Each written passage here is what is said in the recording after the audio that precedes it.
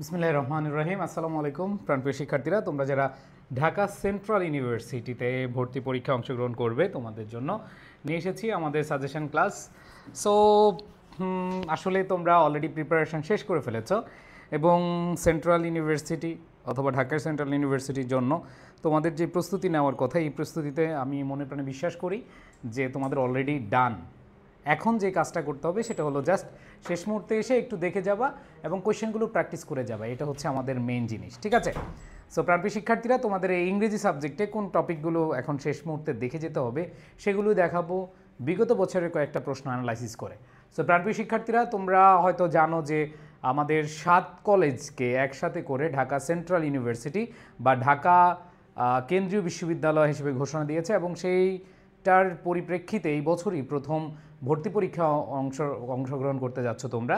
So আমি মনে প্রাণে বিশ্বাস করি তোমাদের এইখানে এমন কেউ নাই যে এর আগে কখনোই প্রস্তুতি নেওয়া নাই, অ্যাডমিশন প্রস্তুতি নেওয়া নাই, বা আমার ক্লাস করো নাই, আমাদের ক্লাস করো নাই, অথবা যে কোনো জায়গায় তুমি ক্লাস করো নাই। তুমি কোনো না কোনোভাবে হচ্ছে আগে থেকে পড়াশোনা করে আসছো এবং তুমি প্রস্তুতি নিয়ে আসছো, ঠিক আছে? সো আজকের ক্লাসে আমি জাস্ট তোমাদেরকে দেখাবো যে তোমাদের এই মুহূর্তে কোন কোন টপিকগুলো একটু ভালোভাবে পড়ে যেতে হবে, কোন কোন টপিকগুলো তোমরা পড়লে ভালো করতে পারবা। ওকে, সবাই একটু তোমাদের বন্ধুদেরকে মেনশন করে জানিয়ে দাও আজকের ক্লাসটা দেখে অনেকে হয়তো উপকার পাবে, কারণ এইখানে অলরেডি প্রশ্ন চলে এসে ভাইয়া লিটারেচার থেকে কি কোশ্চেন আসবে। ওকে, লিটারেচার থেকে প্রশ্ন আসবে কি না বা কোন টপিক থেকে প্রশ্ন আসবে সেগুলো নিয়ে আমি তোমাদের সাথে আলোচনা করে দিব, কোনো সমস্যা নাই। ভাইয়া মেমোরাইজিং পার্টটাও একটু বলবেন। ওকে, সব কিছুই বলবো তোমাদের। আমি আজকে জাস্ট গ্রামারই পড়াবো না, আর কোশ্চেনও সলভ করাবো এরকম বিষয় না। আমি তোমাদেরকে হচ্ছে যে টপিকগুলো থেকে প্রশ্ন এসেছিল সেই প্রশ্নগুলো দেখাবো এবং সেগুলো কিভাবে এসেছে সেগুলো নিয়ে আলোচনা করবো। সো প্রাণপ্রিয় শিক্ষার্থীরা, সবাই কি রেডি আছো? ওকে ভাইয়া, রাজশাহী বিশ্ববিদ্যালয়ের সাজেশন দেন। রাজশাহী বিশ্ববিদ্যালয় কিসের সাজেশন? রাজশাহী বিশ্ববিদ্যালয়ে তো পরীক্ষা শেষ। ওকে, সো ঢাকা সেন্ট্রাল ইউনিভার্সিটির যারা প্রস্তুতি নিতে যাচ্ছ তোমাদের অনেকেরই টেনশন যে আসলে কোন কোন টপিকগুলো আমাদের এখন পড়া উচিত। সো আমরা এই টপিকগুলো দেখাবো এবং আমি মনে প্রাণে বিশ্বাস করি এই টপিকগুলোই শেষ মুহূর্তে দেখে গেলে তোমাদের আর কোনো প্রবলেম হবে না। ওকে, সো আসো তাহলে আমরা হচ্ছে মূল আলোচনায় চলে যাই, ঠিক আছে? ওকে, আমরা মূল আলোচনায় চলে যাব। এখন তোমাদেরকে যে বিষয়টা নিয়ে আমি আলোচনায় নিয়ে যাব সেটা হলো আমাদের বিগত বছরের 7 কলেজের যে প্রশ্নগুলো, বিভিন্ন বোর্ডের প্রশ্নগুলো বা বিভিন্ন বছরের প্রশ্নগুলো অ্যানালাইসিস করলে বোঝা যাবে আসলে কোন টপিক থেকে প্রশ্ন আসে। তবে এটা শিওর থাকো যে তোমাদের যেই পড়া টপিক আছে সেই টপিকগুলো থেকে প্রশ্ন আসবে এবং তোমরা অলরেডি বিভিন্ন ইউনিভার্সিটি ভর্তি পরীক্ষা দিয়েছো, তাই না? তো যারা বিভিন্ন ইউনিভার্সিটি ভর্তি পরীক্ষা দিয়েছ ওগুলোর চেয়ে সহজ প্রশ্ন হবে, এটা শিওর থাকো, ঠিক আছে? সো এইখানে তোমরা যে কাজটা করবা সেটা হলো, এটা হচ্ছে সাজেশন ক্লাস, আর যারা টপিকের ক্লাস করতে যাও তারা হচ্ছে ফাউন্ডেশন ক্লাসগুলো করে নিবা, ঠিক আছে? এর বাইরে কিচ্ছু করবা না। ফাউন্ডেশন ক্লাস এবং তোমাদের যারা আমাদের আইসিউ বেসে ছিলা বা হচ্ছে যে কোনো জায়গায় ক্লাস করেছো, তোমরা হচ্ছে যে কোনো একটা বই থেকে, যাদের কাছে ফাউন্ডেশন বইটা আছে, ইংলিশ ফাউন্ডেশন বই থেকে জাস্ট হচ্ছে প্র্যাকটিস করে যাবা। হুবহু কোয়েশ্চেন অনেকগুলো কমন পাবা, ঠিক আছে? সো আমি তোমাদের যে জিনিসটা বলবো সেটা হলো, তোমরা জাস্ট এখন যেই কাজে সময় ব্যয় করবা সেটা হলো বিভিন্ন বই থেকে প্র্যাকটিস করে যাও। অনেক প্রশ্ন তোমার কি হয়ে যাবে, ওইখান থেকে কমন চলে আসবে। সো এইখানে 100% শিওর থাকো যে ভাইয়া, এখন অনেকগুলো ভাইয়া ম্যারাথন ক্লাস নেন, কেউ যদি বলো ম্যারাথন ক্লাস নেন, সবগুলোর খবর আছে। কোনো ক্লাস আপাতত তোমাদের দরকার নাই, তোমরা এখন কয়েকটা স্পেসিফিক টপিক থেকে প্রিপারেশন নিয়ে যাও, এমনি চান্স হয়ে যাবে, ঠিক আছে? ওকে ভাইয়া, ডিসিউ কি পূর্বের প্রশ্ন প্যাটার্ন? আচ্ছা দেখো, ঢাকা ইউনিভার্সিটির প্যাটার্ন যদি হয়, ঢাকা ইউনিভার্সিটির স্বাভাবিকভাবে তোমরা অনেকে বলো ভাইয়া এটা তো ঢাবি অধিভুক্ত ছিল। দেখো, গত বছর ঢাবি অধিভুক্ত ছিল, এর আগে ঢাবি অধিভুক্ত ছিল। সো ঢাবি অধিভুক্ত মানে হচ্ছে ঢাকা ইউনিভার্সিটির প্যাটার্নে প্রশ্ন হবে, তার মানে এমন না যে প্রশ্ন ঢাকা ইউনিভার্সিটির চেয়ে হার্ড হবে। ঢাকা ইউনিভার্সিটির চেয়ে হার্ড হবে না, বুঝাইতে পারছি? কেউ যদি মনে করো ঢাকা ইউনিভার্সিটির চেয়ে হার্ড হবে, তাইলে ভাই তোমার পরীক্ষা দেওয়ার দরকার নেই। আছে কিছু ছেলেফেলে আছে পড়াশোনা নাই কিন্তু গবেষণা নিয়ে ব্যস্ত। বাংলাদেশে যে কত গবেষক আছে দেখলে বোঝা যায় তোমাদেরকে দেখলে, ঠিক আছে? ভাই ঢাকা ইউনিভার্সিটি থেকে প্রশ্ন হার্ড হবে নাকি, এসব আউলফল জিনিস বাদ দাও, আসো আমি তোমাদেরকে বিগত বছরের প্রশ্নগুলো দেখাই যে অধিভুক্ত যে কলেজগুলো ছিল এগুলোর আসলে কী ধরনের প্রশ্ন প্যাটার্ন এসেছে। তোমরা এখানে দেখতে পাচ্ছ, এখানে আমি 3টা প্রশ্ন দেখাচ্ছি, তোমরা টপিকের নামগুলো একটু লিখবা। প্রথমেই দেখো, it has been drizzling dash morning. So এখানে দেখো প্রেজেন্ট পারফেক্ট কন্টিনিউয়াস টেন্স, এবং প্রশ্ন দেখো ফর, ফ্রম, সিন্স এবং ইন। তো তোমরা প্রত্যেক এখানে যারা আছো সিন্স এবং ফরের ব্যবহার পড়ছো, মনে আছে ভাইয়া? এই সবাই বলো, সবগুলা কিন্তু তোমরা হচ্ছে আগে থেকে পড়ে আসছো যে সিন্স এবং ফরের ব্যবহার। তাইলে এইখানে দেখো এইটা কিন্তু তোমাদের ঢাবি অধিভুক্ত বিশ্ববিদ্যালয়ের প্রশ্ন, এবং এইখানে তোমরা দেখবা যে তোমাদের এই যে মর্নিং রয়েছে, মর্নিং আমরা জানি নির্দিষ্ট সময় থাকলে সিন্স হয়, আর যদি সংখ্যা প্লাস সময় থাকে তাহলে সেটা হলো ফর হয়। এটা তোমরা টেন্সের ব্যবহার থেকে পড়ছো। তার মানে টেন্স টপিকটা তোমরা বিশেষ করে যেই বই থাকে না কেন, তোমাদের কাছে যাদের কাছে ইংলিশ ফাউন্ডেশন বইটা আছে, ওই ফাউন্ডেশন বই থেকে টেন্সের যত প্রশ্ন আছে, টেন্স যত প্রশ্ন আছে সলভ করে যাবা, ঠিক আছে? তো প্রথম যেই টপিকটা পড়বা সেটা হচ্ছে টেন্স। 1 নাম্বার টপিক টেন্স পড়বা, কোনো কথা নাই, টেন্স তোমাকে মাস্ট পড়তে হবে। যাদের কাছে ইংলিশ ফাউন্ডেশন বই আছে, ইংলিশ ফাউন্ডেশন বইটা থেকে প্র্যাকটিস করবা, ইংলিশ ফাউন্ডেশন, ওকে? আর যদি অন্য বই থাকে সেখান থেকে প্র্যাকটিস করে যাবা। টেন্স হুবহু কোয়েশ্চেন কমন পড়বে, হুবহু কোয়েশ্চেন, অনেকগুলো কোয়েশ্চেন, হয়তো 2-1টা জায়গায় কিছু ওয়ার্ড চেঞ্জ করে দিবে। তাইলে আমরা যে জিনিসটা খেয়াল করব সেটা হলো এখানে সিন্সের ব্যবহার। তার মানে প্রথম টপিকটা আসছে কি? টেন্স। এবার আসো দ্বিতীয় কোয়েশ্চেনটা, অ্যাওয়্যার, অ্যাওয়্যারের সাথে অফ বসে, প্রেপোজিশন, বিশেষ করে অ্যাপ্রোপ্রিয়েট প্রেপোজিশন লিখো। দ্বিতীয় টপিক অ্যাপ্রোপ্রিয়েট প্রেপোজিশন। তুমি কমার্সের হও, তুমি আর্টসের স্টুডেন্ট হও, তুমি সায়েন্সের স্টুডেন্ট হও, যেখানেই হও, বি ইউনিট, সি ইউনিট, এ ইউনিট, যত ইউনিট আছে, তুমি যেখান থেকেই পরীক্ষা দেওয়া না কেন ভাইয়া, মাথায় রাখতে হবে তোমাদের যেই টপিকগুলো আজকে লিখে দিব এই টপিকগুলো মাস্ট পড়ে যাবা, ওকে? তার মানে প্রথম টপিকটা কি লিখছ? টেন্স। দ্বিতীয় টপিক হচ্ছে অ্যাপ্রোপ্রিয়েট প্রেপোজিশন। তাহলে অ্যাওয়্যারের সাথে অফ বসে, অবগত থাকা অথবা সতর্ক থাকা, অবগত থাকা অথবা কি সতর্ক থাকা।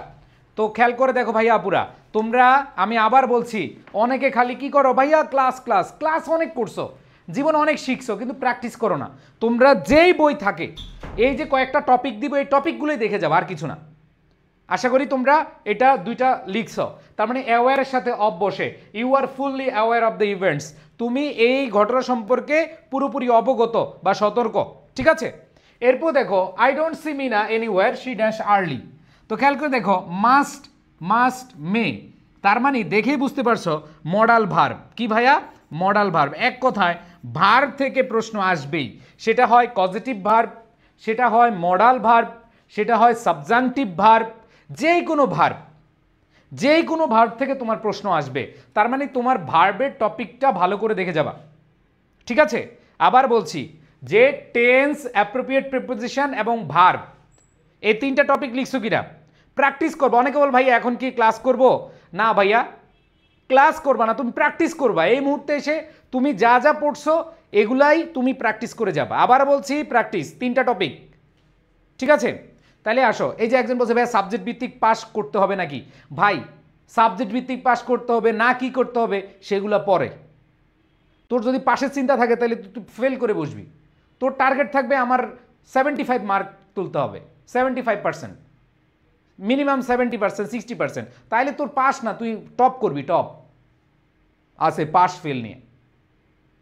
এবার আসো, তাহলে এইখান দেখো, I don't see Mina anywhere, আমি মিনাকে কোথাও খুঁজে পাই নাই। শি ড্যাশ আর্লি, তার মানে সে চলে গিয়েছিল। তার মানে অতীতের কোনো কিছু বুঝালে, কোনো অতীতের কোনো কাজ করা হয়েছে এরকম বুঝালে তোমরা জানো modal plus have plus B3 বসে। তার মানে modal plus have plus B3 বসে। তাহলে এখানে আমরা দেখছি মাস্ট লেফট, মাস্টের পরে ভার্বের আব্বা ফ্রম হওয়ার কথা, এখানে আব্বা ফ্রম নাই, তার মানে B3 হবে না। এবার দেখো, মাস্ট হ্যাভ লেফট হতে পারে, মে লিভ। খেয়াল করে দেখো, যেহেতু সে আর্লি মানে কি আগে অথবা দ্রুত, তাড়াতাড়ি, তার মানে এটা আগের ঘটনা বুঝাচ্ছে। আগের ঘটনা বুঝালে কি হবে? সেটা হলো মাস্ট হ্যাভ B3, মানে modal plus have plus B3।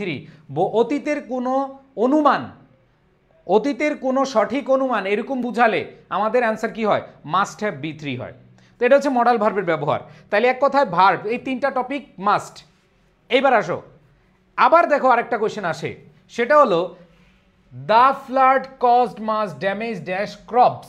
এইটা দেখো টু, ইন, অ্যাট, অন, তার মানে প্রিপোজিশন লিখে ফেলছি। এই টপিকটা অলরেডি লিখে ফেলছি। প্রিপোজিশন থেকে কোয়েশ্চেন আসবেই। তুমি যেই মানে কমার্সের শিক্ষার্থী হও, আর্টসের শিক্ষার্থী হও, তোমার ভাই কোয়েশ্চেন আসবেই। কোথা থেকে? প্রিপোজিশন থেকে কোয়েশ্চেন আসবেই। বুঝাইতে পারছি? ওকে, মনে রাখবা অ্যাপ্রোপ্রিয়েট প্রিপোজিশন ড্যামেজ টু, ড্যামেজের সাথে টু বসে, তার মানে আমরা দেখতে পাচ্ছি এটা অলরেডি লিখে ফেলছি, এই টপিক লিখে ফেলছি। ঠিক আছে, ওকে। এরপরে আসো, the synonym of the word confinement. খেয়াল করে দেখো, কনফাইনমেন্ট মানে হচ্ছে গৃহবন্দী, কোনো কিছুতে আবদ্ধ থাকা, গৃহবন্দী থাকা, ঠিক আছে, অথবা বন্ধিত্ব। তাহলে খেয়াল করে দেখো কি বলেছে ভাইয়া, এইখানে যেই কোয়েশ্চেনটা আমরা পাচ্ছি, এখানে হচ্ছে সিনোনিম থেকে প্রশ্ন আসবে। তাহলে 4 নাম্বার টপিক সিনোনিম, এক কথা অ্যান্টোনিম, সিনোনিম অ্যান্টোনিম লিখে রাখো, আসবেই। তো এখানে কি করবে? এখানে আসলে এখন কতগুলো সিনোনিম পড়বা আমি তোমাদের বলবো। তোমরা এখন ভাইয়া 100তে 100 পাওয়ার তো তোমার টার্গেট না, তাই না? কে কে চাও যে ভাইয়া ঢাকা কেন্দ্রীয় বিশ্ববিদ্যালয়ে আমি 100তে 100 পেতে চাই? 100তে 100 পাওয়ার টার্গেট করলে ভাই হবে না, ঠিক আছে, লাভ নাই। তোমাকে কেউ ঢাকা কেন্দ্রীয় বিশ্ববিদ্যালয় হইলে তোমাকে ওই যে পোস্টার ব্যানার করে বলবে না, ঠিক আছে? তো তোমাকে 100তে 100 পাওয়ার দরকার নেই। তো সেই ক্ষেত্রে তোমাদের হাতে যেহেতু সময় কম, তোমরা জাস্ট বিগত বছরের প্রশ্নগুলো পড়ে যাও। আর যারা আগে 30 ডেজ পড়ছো, ওই 30 ডেজ থেকে ইনশাল্লাহ হয়ে যাবে 30 ডেজ আর বিগত বছরের প্রশ্ন। তাহলে কনফাইনমেন্ট মানে হচ্ছে বন্ধিত্ব অথবা হচ্ছে গৃহবন্দী। আমরা জানি আমরা আইসোলেশনে ছিলাম, করোনার সময় কি ছিলাম? আইসোলেশনে ছিলাম। তার মানে এটা যেহেতু আমাদের কিসে সিনোনিম চেয়েছে, তার মানে অ্যান্সার কি হবে? আইসোলেশন, বন্ধি দশা অথবা আলাদা হওয়া।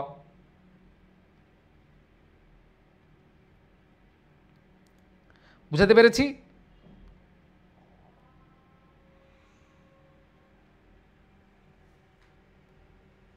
ক্লিয়ার সবাই? বলো তো। ওকে, তার মানে আমাদের 4 নাম্বার টপিক হচ্ছে সিনোনিম অ্যান্টোনিম। এইবার আসো পরেরটা দেখো, find the word which is plural from. দেখো নাম্বার এবং জেন্ডার, এই টপিক অনেকে গুরুত্ব দাও না, কিন্তু এইখান থেকে প্রশ্ন আসবেই। Number and gender, number singular number অথবা প্লুরাল নাম্বার অথবা ম্যাসকুলিন ফর্ম, ঠিক আছে, অথবা ফেমিনিন ফর্ম। নাম্বার জেন্ডার টপিকটা লিখে রাখো, জাস্ট হচ্ছে বিগত বছরের প্রশ্ন পড়লেও হয়ে যাবে। নাম্বার জেন্ডার, ঠিক আছে, নাম্বার 5 নাম্বার টপিক লিখো, নাম্বার জেন্ডার 5 নাম্বার টপিক লিখছো ভাই? ওকে ভাই, 100তে 100 পেতে চাই না? হ্যাঁ, তাহলে নাম্বার জেন্ডার দেখো, প্লুরাল ফর্ম, এইখানে প্লুরাল ফর্ম দেখো, এইখানে কারিকুলাম, অ্যালামনাস, নিউক্লিয়াস, এগুলো হচ্ছে সিঙ্গুলার ফর্ম। আমাদের একটাই আছে সিলেবি, এগুলো মুখস্থ আইটেম। নাম্বার আর জেন্ডার গ্রামাটিক্যাল থাকলেও এগুলো হচ্ছে মুখস্থ আইটেম। তাইলে এখানে তোমাদের যারা আমার আগে ক্লাস করেছো, অথবা ধরো তাদের কাছে ফাউন্ডেশন বইতে আছে, খুব সুন্দরভাবে তোমাদের বা ইয়াটা দেওয়া আছে, নাম্বার জেন্ডার দেওয়া আছে। এখন অনেকে বলে ভাইয়া নাম্বার জেন্ডারের ক্লাস করান, সিনোনিম অ্যান্টোনিম ক্লাস করান। আরে ভাই তোমাদের ওই যে ভর্তা বাড়িটাকে খাওয়াই দিতে হবে। এখন ঢাকা সেন্ট্রাল ইউনিভার্সিটি চান্স পাবা খুব সহজেই, খুব সহজেই চান্স পাবা। জাস্ট হচ্ছে যা আগে পড়ছো আর হচ্ছে প্র্যাকটিস করো, চান্স পাবা, 100% চান্স পাবা, ঠিক আছে? এরপরে খেয়াল করে দেখো, 2/3 of the word, 2/3 of the word. তোমাদের মনে আছে subject verb agreement, subject verb agreement টপিকটা মনে আছে, যে পার্সেন্টেজ, ফ্র্যাকশন, তার মানে এই টপিকটার নাম হচ্ছে সাবজেক্ট ভার্ব এগ্রিমেন্ট।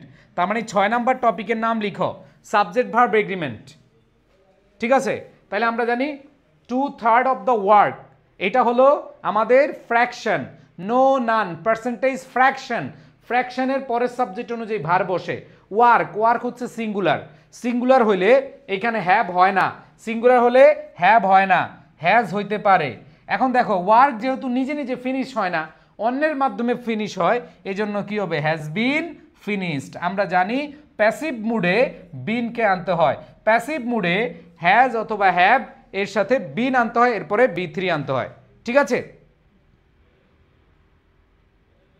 ওকে, সবাই ক্লিয়ার? এতটুকু সবাই ক্লিয়ার কিনা ভাইয়া?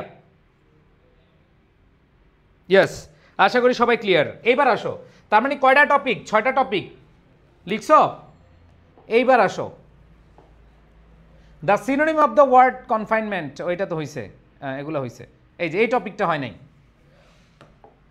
Use the right form of verb, 7 নম্বর topic, right form of verb. Right form of verb must, question আসবেই, ঠিক আছে? 7 নম্বর, লাকি 7 পয়েন্ট। দেখো কোশ্চেন খুব সহজ আসে, খুবই সহজ প্রশ্ন আসে এবং আসবেও। তোমরা মানে কোনো কিছু ইয়া পাবা না। তাইলে তোমাদের মনে আছে কি না, once upon a time, once, yesterday, last day, last month, এগুলো থাকলে পাস্ট টেন্স হয়, ঠিক আছে? এগুলো থাকলে কি হয় বলো? এগুলো থাকলে কি হয়? পাস্ট ফর্ম হয়, পাস্ট টেন্স। তাহলে এখানে দেখো দ্য ইয়ুথ, তাহলে ইয়ুথ খেয়াল করে দেখো, দ্য ইয়ুথ, এইখানে আমরা যে জিনিসটা পাচ্ছি সিঙ্গুলার, যুবক, তার মানে অবশ্যই কি হবে? Was, the youth was fond of football. তাহলে 7 নম্বর টপিক কি ভাইয়া? 7 নম্বর টপিক হচ্ছে রাইট ফর্ম অফ ভার্ব। খেয়াল করে দেখো ভাই, জাস্ট টপিকগুলো দেখো ভাইয়া। প্রশ্ন কি এনইউতে কঠিন হবে? এনইউ তো সহজ করছে প্রশ্ন। এবার আসো, এইবার দেখো the meaning of null and void, phrase and idioms, পড়ছো কিনা ভাই? অকার্যকর অথবা বাতিল, ইনভ্যালিড, পড়ছো না? ফ্রেজ এন্ড ইডিয়মস মুখস্থ টপিক। মেমোরাইজিং পার্ট, আমি গ্রামার এবং মেমোরাইজিং পার্ট দুইটাকে একসাথে সাজেশন আকারে দিচ্ছি। তাহলে আমরা জানি নাল অ্যান্ড ভয়েড অর্থ হচ্ছে বাতিল বা অকার্যকর, বাতিল বা অকার্যকর। তাহলে বাতিল বা অকার্যকর বুঝালে এইখানে আমরা দেখি ইউজলেস আছে, তারপরে হচ্ছে ইউজফুল আছে, ভ্যালিড আছে, ইনভ্যালিড আছে। তার মানে আমরা জানি ভ্যালিড মানে হচ্ছে ঠিক, আর ইনভ্যালিড হচ্ছে কি? বাতিল। তার মানে এখানে আমাদের অ্যান্সার হবে কি? ইনভ্যালিড। এখন অনেকে বলবে ইউজলেস কেন হলো না? আরে ভাই, ইউজলেস মানে হচ্ছে কি? যেটা ব্যবহার উপযোগী নয়। আর যেটা হচ্ছে আছে কিন্তু টোটালি বাদ, এটা হচ্ছে বাতিল। ওকে, এবার দেখো অ্যাডভার্ব, এই যে হ্যাঁ, তাহলে 8 নম্বরে হচ্ছে memorising part, phrase and idioms, phrase and idioms, phrase and idioms. 8 নম্বরে ফ্রেজ এন্ড ইডিয়মস।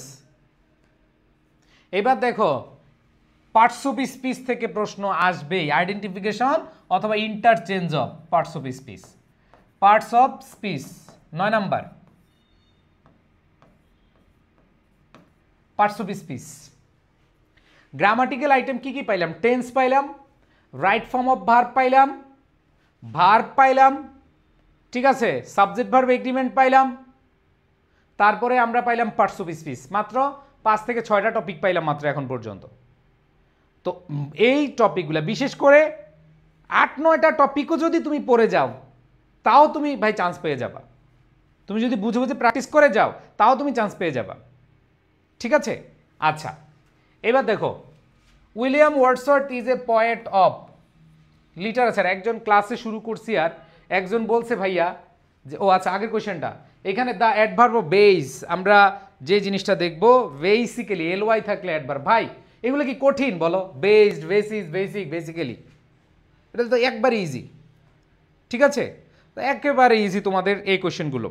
এবার দেখো উইলিয়াম ওয়ার্ডসওয়ার্থ, এই যে এতক্ষণের শুরুতেই যখন জিজ্ঞেস করেছিল ভাইয়া লিটারেচার থেকে প্রশ্ন আসবে কিনা, লিটারেচার থেকে তোমাদের প্রশ্ন আসবে। যারা বি ইউনিটে আছো, সি ইউনিটে আসবে না, যারা মানবিকে আছো তাদের আসবে, ঠিক আছে?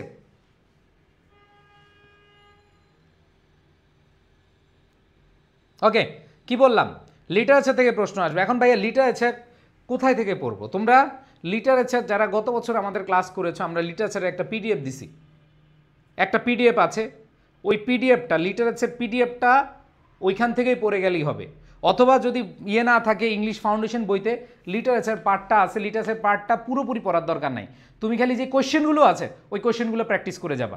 আবার বলতেছি, তোমার যদি সময় না থাকে লিটারেচার থেকে তো প্রশ্ন আসবেই, তাই না? বি ইউনিটে মানবিকে, তো সেইখানে তোমার অবশ্যই মাথায় রাখবা যে এইখান থেকে যারা বি ইউনিটে পরীক্ষা দিবা তোমরা একটা কাজ খালি করবা, সেটা হলো ওইখানে বিগত বছর যে প্রশ্ন আসে এগুলোই দিবা। যেমন William Wordsworth is a poet of nature, এটা অনেকবার আসছে ভাই, হুবহু কমন পাবা। যারা লিটারেচার পড়তে কষ্ট লাগবে তোমরা খালি বিগত সালের প্রশ্নগুলো পড়ো, ঠিক আছে? ওকে, সো যারা এতক্ষণ যে 9টা টপিক দিলাম এগুলো B unit plus C unit, কিন্তু যারা বি ইউনিট আছে এরা লিটারেচার লিখবা, সি ইউনিটে লিখবা না, সি ইউনিটের এরা লিখবা না, বি ইউনিটের এরা লিখবা। এবার আসো, Nadine Gordimer he is the epicentre of our time. দেখো নেলসন ম্যান্ডেলা, এটা হচ্ছে টেক্সট বুক, বি ইউনিটের দরকার আছে, সি ইউনিটের দরকার নাই। তাহলে এই যে দুইটা topic text book and literature, যারা আর্টস মানবিকের আছো তারা শুধু পড়বা, আর যারা কমার্সের আছো তাদের এই দুইটা টপিক দরকার নাই। তার মানে দেখো যারা মানবিকে আছে তারা লিখো 10-11 স্টার দিয়ে লিখো, কমার্সের এরা লিখার দরকার নেই, কমার্সের এদের লিখার দরকার নাই। বুঝাতে পারছি? তাইলে তোমাদের মনে পড়ার কথা যে নাদেন গর্দিমার তোমাদের যে ইংলিশ টেক্সট বুকে নেলসন ম্যান্ডেলা, ঠিক আছে, অ্যাপারথাইড ফাইটার টু আ প্রেসিডেন্ট, যেই লেসনটা আছে ওই লেসনে আমাদের নেলসন ম্যান্ডেলা সম্পর্কে যখন বলা হয়েছিল তখন নাদিন গর্দেমার তিনি বলেছিলেন যে he is at the epicentre, তিনি হচ্ছে আমাদের মধ্যমণি অফ আওয়ার টাইম, আমাদের সময়। তার মানে এই কথাটা কাকে উদ্দেশ্য করে বলেছিলেন? FWD ক্লার্ক না, মহাত্মা গান্ধী না, এখানে মার্টিন লুথার কিং না, নেলসন ম্যান্ডেলা সম্পর্কে বলেছেন। ঠিক আছে, তাইলে দেখো তোমাদের যারা আছো, যারা আগে থেকে পড়াশোনা করে আসছো টেক্সট বুক লিটারেচার, তাদের জন্য পানি ভাত, আর যারা না পারবা শুধু প্র্যাকটিস করে যাবা। ঠিক আছে, একজন বলছে ভাইয়া আপনি কমেন্ট পড়েন না কেন? ভাই আমারে ভূতে ধরছে এজন্য আমি কমেন্ট পড়ি না, কারণ কমেন্টগুলো পড়লে মেজাজটা খুব গরম হয়ে যায়, শুধু শুধু সময় নষ্ট হয়, এজন্য কমেন্ট পড়ি নাই। আগে অনেক কমেন্ট পড়তাম, এখন কমেন্ট পড়তে ভালো লাগে না, কমেন্ট দেখলেই বিরক্তি লাগে। কমেন্টে বলে ভাইয়া আমি তো পরীক্ষা দিব কিনা বলেন, ভাইয়া এই যে এর আগে একটু ভাইয়া আমি পরীক্ষা দিব কিনা, আবার বলছে ভাইয়া হ্যাঁ ঢাকা ইউনিভার্সিটির প্রশ্ন ব্যাংক পড়তে হবে কিনা। আরে ভাই তোরে কইলাম ঢাকা সেন্ট্রাল ইউনিভার্সিটি, এইখানে যে যে টপিকগুলো বলছি সবগুলো টপিকগুলোই তুমি দেখে দেখে প্রশ্ন, শুধু ঢাকা ইউনিভার্সিটি পড়লে কমন পড়বে? পড়বে না, তোমার সকল বিশ্ববিদ্যালয়ের প্রশ্নগুলো দেখতে হবে, অন্যান্য চাকরির পরীক্ষার প্রশ্নগুলো প্র্যাকটিস করে যেতে হবে। এনাফ, বুঝছো? আসো এইবার দেখো পরেরটা, দ্য পাস্ট ফ্রম সিক, তার মানে ভার্ব। আমরা টপিক লিখছি না, ভার্ব অলরেডি লিখে ফেলছি, ভার্ব, ভার্বের 1 নাম্বার রূপ। ভাই টেক্সট বুক কোন? টেক্সট বুক তোমরা শুধু যারা পড়বা, নতুন করে পড়ার দরকার নাই, যারা আগে পড়ছো তারাই শুধু পড়ো, কারণ 2-1টা কোয়েশ্চেনের জন্য ভাই তোমাদের পুরো বই পড়ার দরকার নাই। ঠিক আছে, তাহলে যে জিনিসটা বললাম, অনেকে বললো ভাইয়া টেক্সট বুক এতদিন পড়ি নাই, বাবা তোমার রাইখা দাও, টেক্সট বুক এখন পড়ার দরকার নাই, এত সময়ও নাই, এত সময় কি তোমার নাই, তাহলে টেক্সট বুকে তোমার আপাতত ফোকাস করার দরকার নাই। বাট যদি আগের পড়া থাকে তাহলে একটু জাস্ট রিভিশন দিবা। ওকে, বুঝাইতে পারছি? ওকে, তোমরা ভাইবো না যে তোমাদের কমেন্ট দেখি না, সব কমেন্টই আমার চোখের সামনে ওই যে দেখা যায়, কিন্তু ওই যে কমেন্ট ধরলেই সময় নষ্ট হবে, এই জন্য আমি চাই না যে তোমাদের সময় নষ্ট হোক। তাহলে খেয়াল করে দেখো যে টপিক, এই যে ভার্বের টপিক অলরেডি বলে ফেলছি, তাইলে এখানে দেখো সিক, সিকের পাস্ট ফর্ম হচ্ছে শর্ট, ভার্বের 1 নাম্বার রূপ। যদি এটা না পারো তাহলে সেই ক্ষেত্রে হচ্ছে দেখো যেটা তোমরা পড়ছো, do, did, done, go, went, gone, wanted, wanted, wanted, want, want, wanted, want, wanted, wanted. ঠিক আছে, ওকে ভাই আমি 26 ব্যাচ, এটা কি আমাদের জন্য? না ভাই, লেখাই আছে ঢাকা সেন্ট্রাল ইউনিভার্সিটি, তোমাদের জন্য না। ঠিক আছে, এবার আসো দ্য প্লুরাল ফ্রম, এটাও লিখে ফেলছি, নাম্বার, এই টপিকও লিখে ফেলছি, নতুন করে লেখার দরকার নাই, নাম্বার ডান। এইবার দেখো বিশেষ করে কমার্সে না দুইটাই আসবে, বি এবং সি ইউনিটে, কারেক্ট স্পেলিং, আরেকটা টপিকের নাম লিখো, কারেক্ট স্পেলিং মাস্ট। আর কারেক্ট স্পেলিং ভাই হাজার হাজার লক্ষ লক্ষ পড়ার দরকার নাই। ঠিক আছে, এইখানে খেয়াল করে দেখো যে প্লুরাল ফর্ম, এইখানে আমরা দেখতে পাচ্ছি হাফ, হাফের প্লুরাল ফর্ম হচ্ছে মোর দেন হাফ হবে না, অবশ্যই আমাদের হার্ফস। ওকে, HALVS, হার্ফস। ওকে, এবার দেখো বিয়ারের পাস্ট ফ্রম বর্ন না, BORNE, born, past participle from চেয়েছে, তাহলে মনে রাখবা বিয়ার এর হচ্ছে পাস্ট ফ্রম বোর, আর ইয়ে হচ্ছে কি বর্ন। এই বর্ন যেই কথা, BORN, ওই যে জন্মগ্রহণ করা অর্থে একই কথা। তাহলে অপশনে আমরা যখন দেখব পাস্ট পার্টিসিপল ফ্রম, যেমন he was born, Rahim was born, Karim was born, তাইলে বিআর, এই বিআরের পাস্ট পার্টিসিপল হচ্ছে বর্ন, BORN অথবা BORNE। ঠিক আছে, এনইও দিলে হবে অথবা এন দিলে হবে, যেহেতু অপশনে এনই আছে তার মানে এটাই দাগাবা। তার মানে এটাও কিসের, ভার্বের অংশ। তাহলে এখানে দেখো প্রত্যেকটা টপিক আগে লিখে ফেলছি, ভার্ব থেকে প্রশ্ন, নাম্বার থেকে প্রশ্ন, কারেক্ট স্পেলিং শুধু নতুন অ্যাড হয়েছে। তাইলে সি ইউনিটের 10টা টপিক হইল, আর যারা বি ইউনিট তাদের 12টা টপিক। ঠিক আছে, লিখছো সবাই, টপিকগুলো লিখতেছ? এইবার আসো ভাইয়া, বি ইউনিটের লিখার দরকার নাই, বি ইউনিট পড়ার দরকার নাই। অ্যানালজি, এটা শুধু সি ইউনিট পড়বা। অ্যানালজি, অ্যানালজি এটা হচ্ছে তোমাদের সি ইউনিটটা শুধু পড়বা, বি ইউনিটে পড়ার দরকার নাই। ঠিক আছে, তার মানে কয়টা টপিক হইল, বি ইউনিটের 12টা টপিক আর সি ইউনিটের 11টা টপিক দিলাম। ঠিক আছে, লিখতেছে তো সাজেশন আকারে? ওকে, তাহলে খেয়াল করে দেখো, which of the following pairs in similar relationship to printer আর হচ্ছে টোনার। তো প্রাণপ্রিয় শিক্ষার্থীরা খেয়াল করে দেখো, প্রিন্টার এবং টোনার, আমরা জানি প্রিন্টার কাজ করে টোনার দিয়ে। আমরা কোনো একটা প্রিন্টার, যারা প্রিন্টার চালাও, টোনার লাগে, টোনার লাগবে। আর মনে রাখবা, তার মানে হচ্ছে যে আমরা পরেরটা দেখি, পরেরটা দেখো, পেন্সিল আর ইরাজার, পেন, ইঙ্ক, স্কুল, বাস, বুক, চ্যাপ্টার। তো এইখানে যে জিনিসটা, কি অ্যান্সার দিয়েছো দেখি?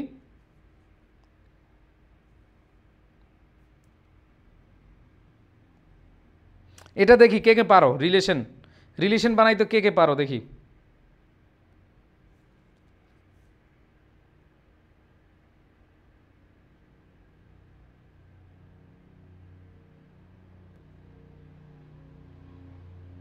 বলো, দেখো এইখানে অনেকে অ্যান্সার দিচ্ছ যে ভাইয়া পেন, ইঙ্ক। মনে রাখবা, প্রিন্টার এর ভুল হলে বা নষ্ট হলে বা প্রিন্টারের কোনো কাজ যদি ভুল সেট আসে, তখন টোনার দিয়ে ঠিক করতে হয়। কি দিয়ে? টোনার দিয়ে ঠিক করতে হয়।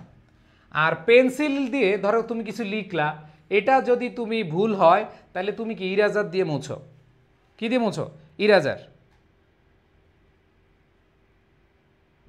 অনেকে দিয়েছ পেন, ইঙ্ক। ভাইয়া এইখানে প্রিন্টারের ভেতর টোনার না, প্রিন্টারের একটা কাজের ব্যবহার, একটা কাজ প্রিন্ট করতে গেলে যে কোনো একটা কাজে ব্যবহৃত হয় কি? টোনার।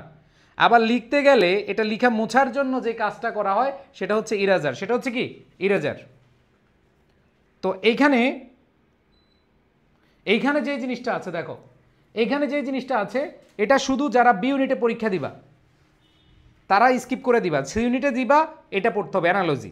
অ্যানালজি বিগত বছরের প্রশ্নগুলি কমন পড়ে যাবে। এরপরে দেখো, আপু ড্যাশ, এটা হচ্ছে রাইট ফর্ম অফ ভার্বের কোয়েশ্চেন। ভার্বের 1 নম্বর রূপ নিবা না এস বেস ফর্ম নিবা, নাকি 3 নম্বর রূপ নিবা না আইএনজি ফর্ম নিবা? Right form of verb. তো এই টপিকটা লিখছো কিনা অলরেডি? এটা অলরেডি আমরা লিখে ফেলছি। এতক্ষণ পর্যন্ত আমি তোমাদেরকে 11টা টপিক দিলাম হচ্ছে বি ইউনিটকে, সরি সি ইউনিটকে, 12টা টপিক দিলাম বি ইউনিটকে। ঠিক আছে, তাইলে এখানে right form of verb already আমরা জানি, right form of verb already কি জানি, এটা লিখে ফেলছি। পরেরটাও দেখো, টেন্স, ফর 2 আওয়ার্স, তার মানে প্রেজেন্ট পারফেক্ট টেন্স। মনে আছে প্রেজেন্ট পারফেক্ট টেন্সের গঠন? ফর অথবা সিন্সের ব্যবহার।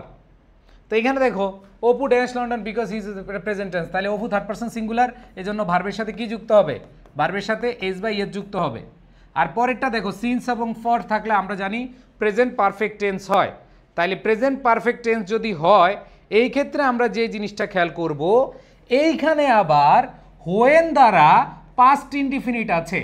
আমরা সিকোয়েন্স অফ টেন্সে পড়েছিলাম যে এক পাশে যদি পাস্ট ইনডিফিনিট টেন্স হয়, এই পড়াইছিলাম কিনা সিকোয়েন্স অফ টেন্সে, একটা যদি পাস্ট ইনডিফিনিট হয় আর একটা পাস্ট পারফেক্ট। তোমাদেরকে এইভাবে পড়াইছিলাম ফাউন্ডেশন ক্লাসে, এভাবে পড়াইছিলাম। ধরো রহিম চিঠি লিখেছিল, রহিমা প্রত্যাখ্যান করেছিল। রহিম চিঠি লিখেছিল, একটা ঘটনা। আবার রহিমা প্রত্যাখ্যান করেছিল, এটা আরেকটা ঘটনা। এই দুইটা ঘটনার মধ্যে যে ঘটনাটা একটু আগে ঘটবে সেটা হবে পাস্ট পারফেক্ট টেন্স, আর যেটা পরে ঘটবে সেটা হবে মানে তুলনামূলক পরে ঘটবে সেটা হচ্ছে পাস্ট ইনডিফিনিট।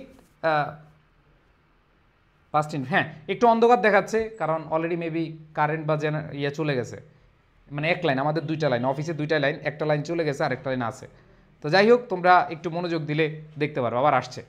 ঠিক আছে, তাহলে একটা হচ্ছে পাস্ট ইনডিফিনিট আর একটা হচ্ছে কি পাস্ট পারফেক্ট। তাহলে এখানে কি হবে, অ্যান্সার হবে ডি। দেখো এটা যেহেতু পাস্ট ইনডিফিনিট আছে, আর যদি এই অংশ না থাকতো তখন তুমি অ্যান্সার হ্যাভ বিন, এই যে প্রেজেন্ট পারফেক্ট দিতে পারতা। যেহেতু আরেকটা অংশ পাস্ট ইনডিফিনিট, তাহলে আমাদের অ্যান্সারটা কি হবে, আরেকটা পাস্ট পারফেক্ট টেন্স হবে। বুঝাইতে পারছি? সবাই ক্লিয়ার কিনা ভাইয়া বলো, সবাই ক্লিয়ার কিনা? ওকে, আচ্ছা, একজন বলছে ভাইয়া ন্যাশনাল ইউনিভার্সিটি ভালো নাকি হচ্ছে ঢাকা সেন্ট্রাল ইউনিভার্সিটি ভালো। আচ্ছা, ক্লাস আগে সাজেশন দেওয়া শেষ করি। তার মানে দেখো, এটা হচ্ছে রাইট ফর্ম অফ ভার্বের অংশ অথবা টেন্স। এটা রাইট ফর্ম অফ ভার্বও ধরতে পারো, টেন্সও ধরতে পারো। তো আমরা আগে কিন্তু লিখে ফেলছি right form of verb tense, এই টপিক লিখে ফেলছি। ভাইয়া প্রেজেন্ট পারফেক্ট হবে না, ভাইয়া প্রেজেন্ট পারফেক্ট হইতো যদি এতটুকু থাকতো। যেহেতু আরেকটা ক্লজ দেওয়া আছে সিকোয়েন্স অফ টেন্স অনুযায়ী, পাস্ট থাকলে পরেরটা কি হবে, পাস্ট হবে। ওকে, আচ্ছা, তো আশা করি তোমরা বুঝতে পেরেছ। এগুলো তোমাদের আমি বলবো যে তোমরা ফাউন্ডেশন ক্লাসে আমি তোমাদের দেখো আমার ইউটিউবে সার্চ দিবা পার্টস অফ স্পিচের ক্লাস দেওয়া আছে, ইউটিউবে সার্চ দিবা রাইট ফর্ম অফ ভার্বের ক্লাস দেওয়া আছে, ইউটিউবে সার্চ দিবা তোমাদের টেন্সের ক্লাস দেওয়া আছে, ইউটিউবে সার্চ দিবা তোমাদের কি বলে ভয়েসের ন্যারেশন, এগুলো ক্লাস দেওয়া আছে। ঠিক আছে, সো এগুলো নিয়ে টেনশন করার কিছু নাই, এগুলো নিয়ে টেনশন নেওয়ার কিছু নাই। তাহলে এখানে আমরা যে জিনিসটা পাচ্ছি সেটা হলো, একটা হচ্ছে যদি এতটুকু থাকতো তাহলে প্রেজেন্ট পারফেক্ট ইউজ করতে পারতাম। যেহেতু এখানে আবার আছে আরেকটা ক্লজ এবং সেটা অতীতের, এই জন্য আমাদের অ্যান্সারটা কি হবে, পাস্ট পারফেক্ট টেন্স হবে। ওকে, এইবার আসো ফেমিনিন জেন্ডার। এই যে আমরা বলছিলাম না জেন্ডার থেকে প্রশ্ন আসে, তাহলে নতুন করে টপিক লেখা লাগবে। এতক্ষণ পর্যন্ত তোমাদেরকে আমি সাজেশনে সি ইউনিটে 11টা টপিক দিছি আর বি ইউনিটে হচ্ছে 12টা টপিক দিছি। আমি বলছি না তুমি 100তে 100 পাবা, তুমি পুরো 100% মার্ক পাবা, কিন্তু তুমি এই টপিকগুলো, যে টপিকগুলো আজকে বলবো, এই টপিকগুলো যদি তুমি পড়ে যাও, তুমি শিওর থাকো এইখান থেকে 75 থেকে 85 মার্কস তুলতে পারবা। বুঝাইতে পারছি? তাহলে দেখো আমরা কিন্তু জেন্ডার টপিকটা লিখে ফেলছি, তাই না? তাইলে এখানে দেখো স্পিনস্টার অবিবাহিত মহিলা, আমরা জানি ব্যাচেলার পুরুষ, ডিউক পুরুষ, কাউন্ট পুরুষ, স্পিনস্টার অবিবাহিত মহিলা। ঠিক আছে, তার মানে এটা হচ্ছে কি ফেমিনিন জেন্ডার।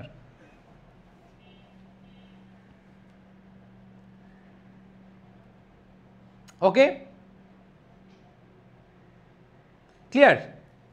আচ্ছা, এবার দেখো ফ্রেজ ইন ইডিয়মস বলছিলাম কোয়েশ্চেন আসবে, এটাও আগের টপিক। নতুন কোনো টপিক লিখতে হবে?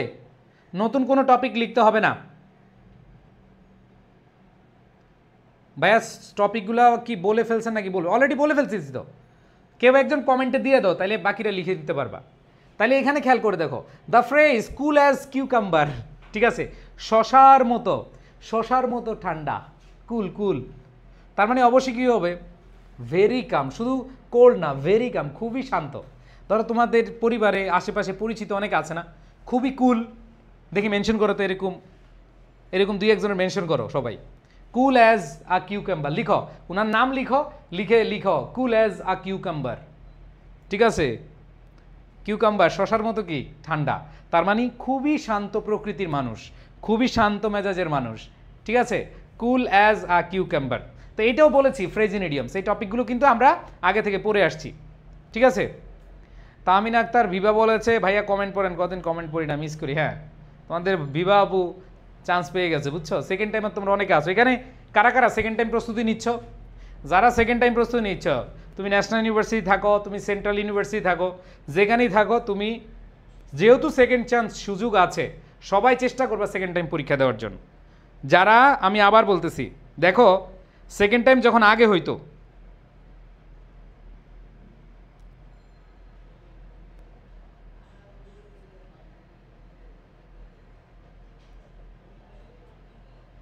ওকে, সেকেন্ড টাইম যখন আগে হইতো, হ্যাঁ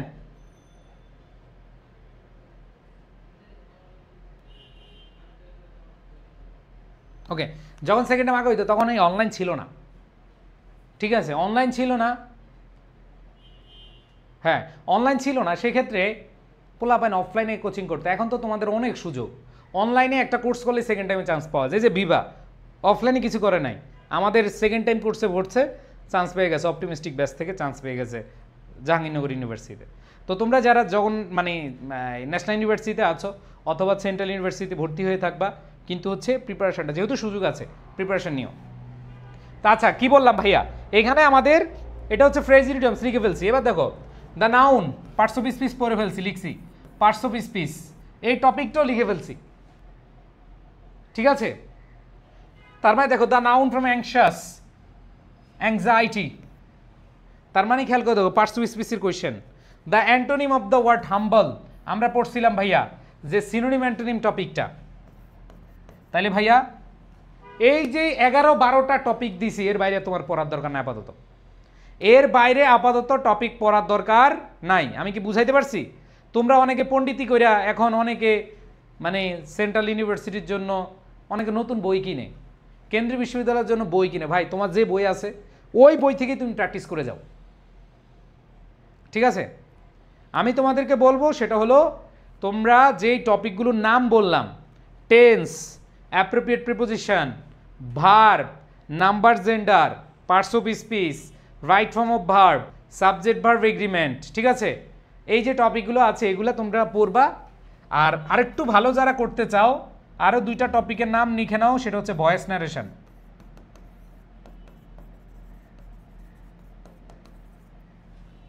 আরও 2টা টপিক লিখে নাও। এই কয়েকটা টপিক পড়লেই ঠিক আছে, আর কিছু লাগবে না। তোমাদেরকে টপিকগুলোর নাম আমি বলে দিছি, লিখে দিছি, আশা করি তোমাদের আর কোনো প্রবলেম হবে না, ঠিক আছে।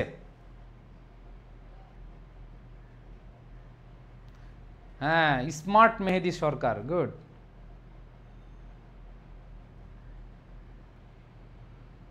ভাইয়া চান্স পাওয়ার পর ক্লাস করার মজা লাগে। এবার আসো তোমাদের কত প্রশ্ন আসে, এখন আমাকে প্রশ্ন করো। আমার কাজ শেষ, কোন কোন টপিক পড়বা এগুলো আমি সব লিখে দিয়েছি, বলে দিয়েছি, এখন শুধু তোমাদের যত প্রশ্ন আছে করো। আসো আসো আসো।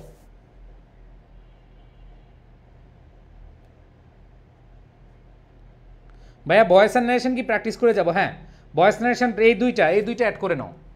এই যে সি ইউনিটের জন্য 11 টপিক, বি ইউনিটের জন্য 12টা টপিক দিয়ে দেওয়া হয়েছে, সাথে হচ্ছে আরও 2টা টপিক ভয়েস এবং নারেশন, ঠিক আছে। এই 2টা টপিক এনাফ। এই কয়েকটা টপিক এই অল্প কয়দিন আছে, তোমরা ঢাকা সেন্ট্রাল ইউনিভার্সিটিতে পরীক্ষা দিয়ে বের হয়ে বলবা যে ভাইয়া আপনি যেগুলো বলছেন এই যে গ্রামার এবং মেমোরাইজিং পার্টে এগুলো আসবে। এইবার আসো যারা বি ইউনিটে আছো তারা প্যাসেজ কম্প্রিহেনশন,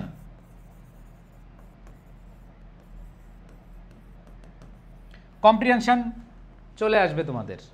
আর কম্প্রিহেনশন আসলে তোমাদের এখন আপাতত কম্প্রিহেনশন তো কমন পড়বে না, তাই না, মুখস্থ করলে হবে না। তোমরা কম্প্রিহেনশন অর্থ বুঝে আনসার করবে, এটা সবাই জানি, ঠিক আছে। সো আমি তোমাদেরকে বলবো যে কম্প্রিহেনশনটা সি ইউনিট হও বি ইউনিট হও তোমাদের দুইটারই টার্গেট আছে এই যে কম্প্রিহেনশনটা। তাইলে মেমোরাইজিং পার্ট গেল, তোমাদের গ্রামার পার্ট গেল, আর কম্প্রিহেনশন, ঠিক আছে। ব্যাস সেকেন্ড টাইম অপটিমিস্টিক ব্যাসে কি এখন ভর্তি হয়ে যাবে? আমাদের অপটিমিস্টিক ব্যাচ 2 আসবে, এখন ভর্তি হয়ে তোমরা মানে কুলাইতে পারবা না, মানে শেষ করতে পারবা না, ঠিক আছে। তো তোমরা 2তে ভর্তি হও। দেখো খেয়াল করছো ভাইয়া, ভাইয়া এখানে লিটারেচার তো 2টা কোয়েশ্চেন আসে, স্কিপ করবো কিনা? ভাইয়া লিটারেচার প্রশ্ন যদি 2টা আসে, তুমি যদি চাও যে ভাইয়া আমি টপ করব 1 থেকে 20-এর মধ্যে থাকবো, তাহলে তুমি লিটারেচার পুরো পড়ো নতুন করে। আর যদি বলো যে ভাইয়া 2টা আসে তাহলে আমি স্কিপ করে অন্যদিকে পোষায় দিব, কারণ লিটারেচার পড়তে গেলে অনেকের কঠিন লাগতে পারে, বাট এই 2টাই তুমি কমন পেয়ে যাবা যদি তুমি বিগত সালের প্রশ্নগুলো পড়ে যাও, ঠিক আছে। রাব্বিল না রাব্বি? ভাইয়া বিজ্ঞান থেকে ইংরেজি দেখাবো, ওকে শুভকামনা রইল। ভাইয়া ডিসিউর সার্টিফিকেট ভ্যালু বেশি নাকি এনইউর সার্টিফিকেট ভ্যালু বেশি? ভাইয়া বাংলাদেশে কোনো সার্টিফিকেটেরই ভ্যালু নাই, বাংলাদেশে কোনো সার্টিফিকেটেরই ভ্যালু নাই। এই যে বলতেছো ভাইয়া ন্যাশনাল ইউনিভার্সিটিতে ভ্যালু বেশি নাকি ঢাকা কেন্দ্রীয় বিশ্ববিদ্যালয়ে যে 7 কলেজ এটার ভ্যালু বেশি, মনে রাখবা ইউ ইউরসেলফ যদি ভ্যালু ক্রিয়েট না করতে পারো কোনো ভ্যালু নাই। তোমরা অনেকেই বলবা যে ভাইয়া এইখানে পড়লে এই সার্টিফিকেট পাইলে এই ইউনিভার্সিটি থেকে বের হইলে এটার মূল্য কেমন অন্যটার মূল্য কেমন। স্বাভাবিকভাবে পাবলিক বিশ্ববিদ্যালয়গুলো বা ঢাকা ইউনিভার্সিটিগুলো কিছু কিছু সুযোগ সুবিধা পেয়ে ভ্যালুটা আগেই আপ করে ফেলে, কিন্তু মনে রাখবা কোনো ইউনিভার্সিটির সার্টিফিকেট তোমাকে ভ্যালু দিবে না যদি না তুমি নিজে সেই ভ্যালু ক্রিয়েট করতে পারো। সো তোমাদের মধ্যে এটা স্বাভাবিক, এটা হওয়া স্বাভাবিক। তোমরা এসএসসি এইচএসসি মানে স্কুল কলেজ পার করে যখন অ্যাডমিশন টেস্ট দিচ্ছ তখন সবারই এই প্রশ্ন আসবে যে ভাইয়া কোথায় ভর্তি হলে আমাকে একটু ভ্যালু দিবে। মনে রাখবা কয়েক বছর পরে তুমি যদি অনার্স মাস্টার শেষ করো, আরেকজন যদি অনার্স মাস্টার শেষ করে সে যদি পাবলিক বিশ্ববিদ্যালয়ে পড়ে, তুমিও যদি পাবলিক বিশ্ববিদ্যালয়ে না পড়ে তুমি ন্যাশনাল ইউনিভার্সিটিতে পড়েছ বা তুমি সেন্ট্রাল ইউনিভার্সিটিতে পড়েছ, তোমার ভ্যালু আর তার ভ্যালু এইটা পরিমাপ করতে পারবা এই যে সময়টুকু, সামনের যে সময়টুকু, ওই সময়টুকু তুমি কিভাবে ইউটিলাইজ করছো, ওই সময়টুকুতে তুমি কতটুকু প্রিপেয়ার্ড তুমি হয়েছ, সামনে যে ক্যারিয়ার আছে, সামনে যে যুদ্ধ আছে, সামনে নিজেকে প্রমাণ করার যে কাজগুলো, এগুলো তুমি কিভাবে আয়ত্ত করছো, তুমি কিভাবে গুছাচ্ছ, এটাই হবে মেইন খেলা। Certificate grades doesn't fact. আমি তোমাদের উদ্দেশ্যে বলবো যে অনেকেই হিরোমন্যতায় ভুগো। আমরা বলি হ্যাঁ, আমরাও মোটিভেশন দিতে বলি যে চান্স পেতে হবে, এই জায়গায় চান্স, ঢাকা ইউনিভার্সিটি চান্স পেতে হবে, জাহাঙ্গীরনগরে চান্স পেতে হবে, পাবলিক ইউনিভার্সিটিতে চান্স পেতে হবে, অন্যান্য বিশ্ববিদ্যালয়ে চান্স পেতে হবে। ভাই ইয়েস, এটা তোমাদের সামনে সুযোগ। ধরো তোমরা এখানে সেকেন্ড টাইমার আছো, আমি কি তোমার সামনে এসে বলবো এই ঢাকা ইউনিভার্সিটি তোমার চান্স পেতে হবে, তোমার চান্স পাইতেই হবে? আরে ভাই তোমার তো ঢাকা ইউনিভার্সিটির সুযোগ নাই, তাহলে আমি কিভাবে তোমাকে মোটিভেট করব? আমি তোমাদের উদ্দেশ্যে বলছি যে তোমাদেরকে আমরা মোটিভেট করি, তোমার হাতে সুযোগ আছে, ওই সুযোগটা যেন লুফে নিতে পারো, ওই জন্য আমরা মোটিভেট করি। আর ব্যাপারটা হয় কি, তোমার হাতে এখন অপশন ধরো দুইটা আছে, এনইউ আর ঢাকা সেন্ট্রাল ইউনিভার্সিটি। তা আমি তোমাদের বলবো যদি ঢাকায় থাকো তুমি একটু এগিয়ে থাকবা, কিছু কিছু জায়গায় এগিয়ে থাকবা। ন্যাশনাল ইউনিভার্সিটি থাকলে অবশ্যই কিছু মানে পজিটিভ জায়গা আছে, কিছু নেগেটিভ জায়গা আছে। তুমি যদি বাড়িতে থাকো, বাড়ির পাশে সুন্দরভাবে গ্রামে থেকে অথবা উপশহরে অথবা তোমাদের থানা শহরে বসে তুমি মানে ক্লাস বা হচ্ছে তোমার যেই ইউনিভার্সিটি বা তোমার যে কলেজের কার্যক্রম সেটা সুন্দরভাবে শেষ করতে পারবা। তো এইখানে যে বিষয়টা হলো, তুমি ঢাকায় আসলে দেখবা মানুষ তো ঢাকার মানুষগুলো একটু স্বাভাবিকভাবে মেশিন লাইফ লিড করে, কেউ তোমার দিকে তাকাবে না, তাকাবে না, এই করবে না, তোমার কাজ তোমাকেই করতে হবে। আর দেখবা গ্রামে চার দোকানে গেল নিজের কথা হচ্ছে মানুষের কথা বেশি থাকে। তো এই পরিবেশগুলার কারণে কিছু পজিটিভ এবং নেগেটিভ সব জায়গায় আছে। ইভেন ঢাকায় অনেক নেগেটিভ সাইডে আছে, অনেকে ঢাকায় এসে অসুস্থ হয়ে যায়। তো ব্যাপারটা হলো যে তোমাদেরকে যেটা বলবো আমি সেটা হলো, তোমরা যারা চিন্তা করো যে ভাইয়া এই সার্টিফিকেটের ভ্যালু বেশি না ওই সার্টিফিকেটের ভ্যালু বেশি, ঢাকা ইউনিভার্সিটি পড়লে অবশ্যই ঢাকা ইউনিভার্সিটির এমন কিছু এনভায়রনমেন্ট বা নেচার আছে যে নেচারগুলো তুমি নিজে নিজে কি করতে পারো, নিজে নিজে ভিতরে নিয়ে নিজের মতো করে নিয়ে তুমি সেখানে ভালো কিছু করতে পারো। আবার ঢাকা ইউনিভার্সিটি পড়ে অনেকে সার্টিফিকেট পায় না, ঢাকা ইউনিভার্সিটিতে চান্স পেয়েছে, ঢাকা ইউনিভার্সিটিতে ভর্তি হয়েছে, কিন্তু ঢাকা ইউনিভার্সিটি ভর্তি হওয়ার পরেও ঢাকা ইউনিভার্সিটিকে গ্র্যাজুয়েশন কমপ্লিট করে বেরোতে পারে না, তাদের সিজিপিএ থাকে 000। আর আরেকজন ঢাকা ইউনিভার্সিটিতে ভর্তি না হয়ে ন্যাশনাল ইউনিভার্সিটি বা ঢাকা সেন্ট্রাল ইউনিভার্সিটিতে ভর্তি হয়ে সে 3.50 পেয়েছে। অবশ্যই ভ্যালু ক্রিয়েট করেছে কে? 3.50। দ্যাটস রিয়েলিটি ভাইয়া। সো এরকম বিষয়গুলো নিয়ে কখনো কখনো মানে চিন্তা করবা না যে আমি কি আসলে যেখানে আছি বা যেখানে যাব সেখানে আমি পারবো কিনা কিছু করতে।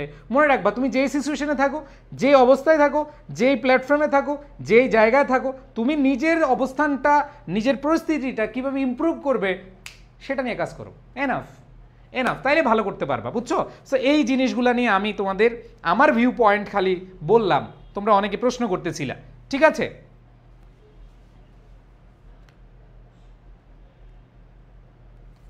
ওকে, আচ্ছা, ওকে ওকে ডান।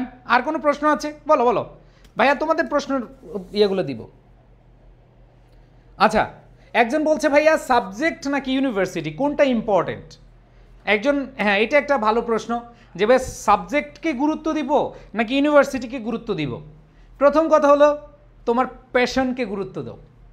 আমি ঢাকা বিশ্ববিদ্যালয়ে যখন চান্স পেয়েছি, আমি ঢাকা বিশ্ববিদ্যালয়ে চান্স পেয়ে আমি কমার্স থেকে চান্স পেয়েছি, এবং কমার্স থেকে চান্স পেয়ে আমি আমার প্যাশনকে গুরুত্ব দিয়েছি।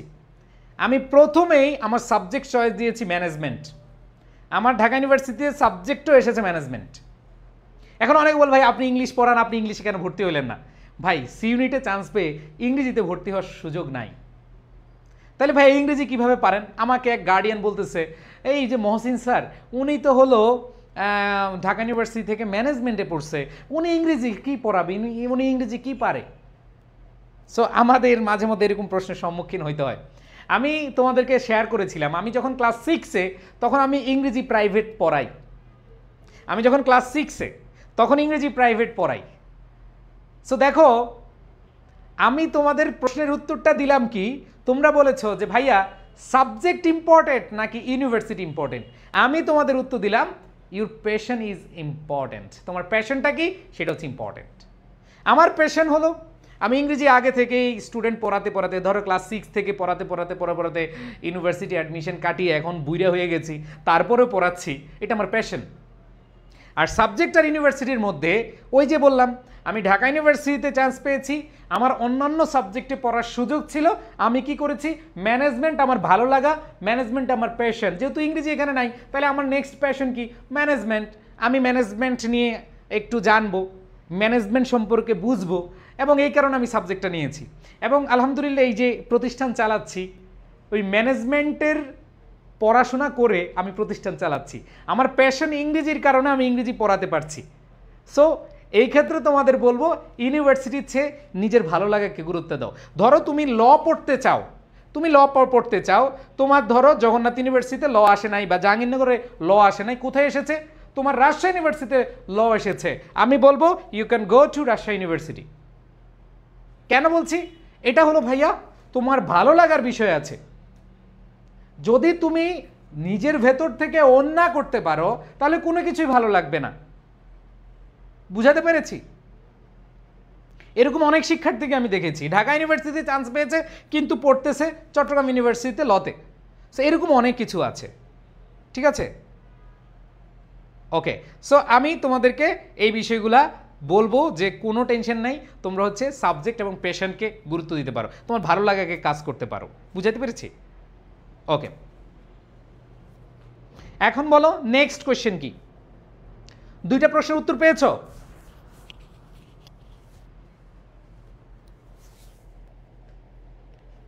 ভাইয়া অমুক ইউনিভার্সিটির ল ভালো না অমুক ইউনিভার্সিটির ল ভালো? এই যে একজন বলছে আর ইউ ল, দেখো লেখছে আর ইউ, মানে রাবির আইন, জাহাঙ্গীরনগরের আইন, জগন্নাথের আইন, কোনটা পড়বা? ভাই আমি বলবো যেইখানে পড়লে তোমার ডাল ভাতটা ভালোভাবে চলবে সেখানে পড়ো। যদি দেখো যে তোমার পরিবেশ, তুমি ল পড়বা, সব জায়গায় ল পাইছো, কিন্তু তুমি ল পড়তে গিয়া আরেক জায়গায় গিয়া তোমার খাওয়ার পরে পেট ব্যথা শুরু হয়েছে, ওরে ভাই তুমি ঠিক থাকতে পারতেছো না। ভাই পরিবেশ পরিস্থিতি, যেহেতু একই সাবজেক্ট আসছে ধরো, তাহলে তুমি কি করবা? তুমি চিন্তা করবা কোন পরিবেশে থাকলে তোমার ভালো হবে।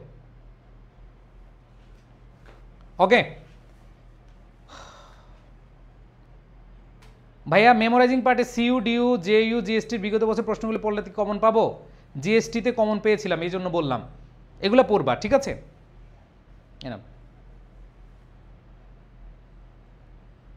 ভাইয়া আমি ভর্তি হতে চাচ্ছি, কি করব?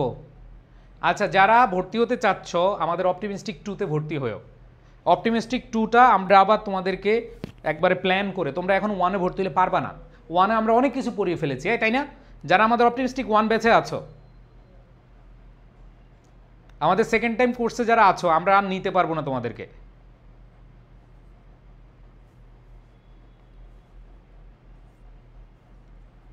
ওকে, তো যাই হোক, আমি তোমাদের প্রশ্নগুলোর উত্তর আশা করি দিতে পেরেছি।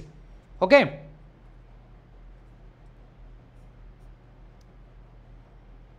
ঠিক আছে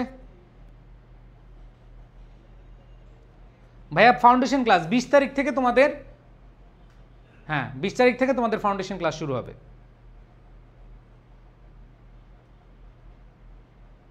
ভাই সব কোশ্চেনের অ্যান্সার কি দিতে হবে? আরে না, কেন তোমার সব কোশ্চেনের অ্যান্সার দিতে হবে কেন?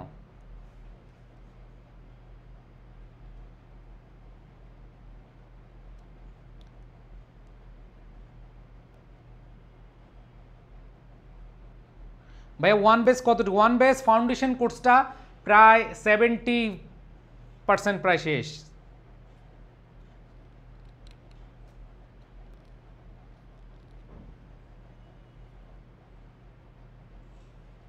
ওকে আচ্ছা ঠিক আছে, তাহলে যে টপিকগুলো বললাম 11টা 12টা মেইন টপিক, এর সাথে ভয়েস নারেশন পড়বা আর কম্প্রিহেনশন পড়বা, এইগুলা একটু পড়ে যাবা, আশা করি এখান থেকেই তোমরা পড়লে চান্স পেয়ে যাবা, নো প্রবলেম। ঠিক আছে ভাই, আমি ফার্স্ট টাইমার। ওকে, অপরিচিতা অচেনা, তুমি পেজে নক দাও, আইসিইউ বেসে ভর্তি হতে পারবা।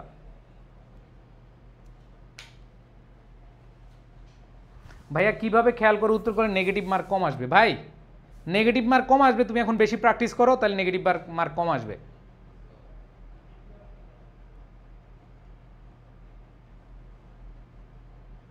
ওকে,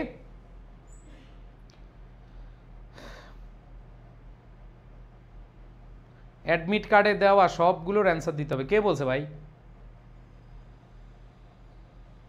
ওকে ঠিক আছে, এখন তোমরা হচ্ছে পড়াশোনাটা করো।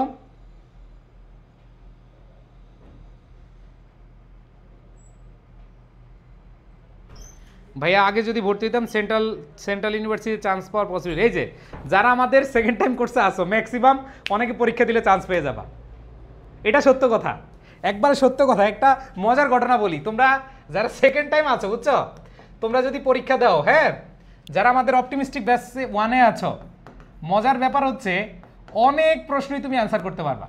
অপটিমিস্টিক 1-এ আছো, অনেকে চান্স পেয়ে যাবে, অনেকে চান্স পেয়ে যাবে। এখন আমাদের শেষই হয়নি, কোর্সই শেষ হয় নাই, মাত্র তো শুরু। ওই ক্লাসগুলো যা করছো ওগুলো করেই অনেকে চান্স পেয়ে যাবা। ঠিক আছে ওকে ঠিক আছে, তো সবাই ভালো থাকো। আমাদের যে সামনে পরীক্ষা ডিসিউ, এটা ভালো করে পরীক্ষা দাও, আর যে যে টপিকগুলো বললাম এগুলো পড়লেই হবে। ঠিক আছে ভাইয়া, হোয়াটসঅ্যাপে নক দিতেছি, শুনতেছেন, আবার একটা নক দাও। ওকে ঠিক আছে, তাহলে সবাই ভালো থেকো, সুস্থ থেকো, সবার প্রতি শুভকামনা। আল্লাহ হাফেজ, আসসালামু আলাইকুম রহমতুল্লাহ।